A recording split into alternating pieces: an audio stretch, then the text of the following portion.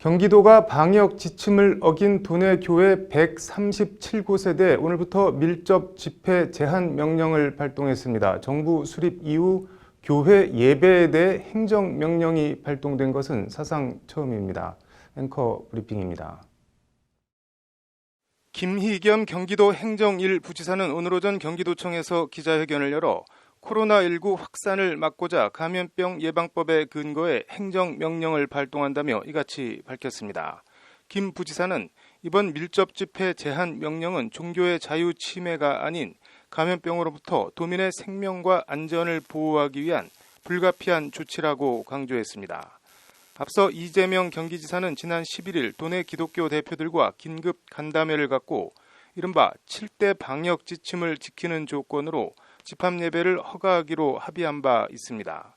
7대 지침은 입장 전 발열, 기침, 인후염 등 증상 유무 체크, 마스크 착용, 손소독제 비치, 예배 시 2m 이격거리 유지, 예배 전후 교회 소독, 예배 시 식사 제공 금지, 예배 참석자 명단 및 연락처 작성 등 7가지입니다. 이 중에서도 2m 이격거리 유지는 실질적으로 밀집 예배를 제한하는 강력한 수단이 될 것으로 경기도는 기대했습니다.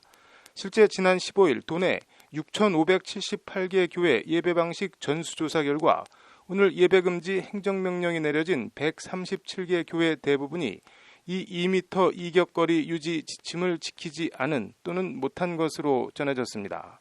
경기도는 이에 따라 밀집 집회 제한 명령을 위반한 예배로 확진자가 발생할 경우 방역과 치료 비용 등에 대한 구상권도 교회 측에 청구한다는 방침입니다. 경기도의 이 같은 조치나 방침은 오늘 오전 기준 성남 은혜강 교회 50명, 부천 생명수교회 15명, 수원 생명샘교회 10명 등 교회에서 집단 확진 사례가 계속 이어지고 있는 데 따른 대응입니다. 경기도의 이 같은 행정명령은 감염병 예방법에 명시된 지자체장이 권한이자 의무로 법적으로는 아무 문제가 없지만 헌법상 종교의 자유 침해 논란은 불가피할 것으로 보입니다.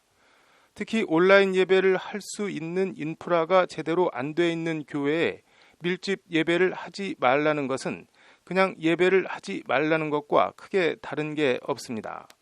이와 관련 이 지사는 지난 7일 자신의 페이스북에 종교 집회를 강제 금지할 경우 엄청난 반발과 비난이 예상된다면서도 그러나 도민께서 제게 맡긴 일 중 제일은 공동체의 안전을 지키는 것이라고 강조한 바 있습니다.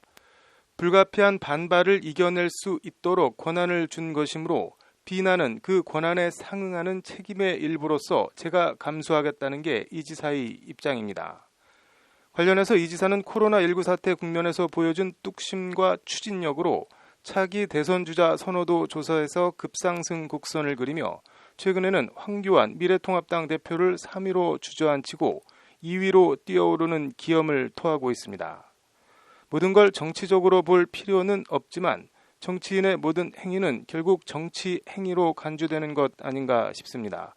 그리고 그 행위는 종국에는 투표로 평가나 심판을 받을 수밖에 없습니다.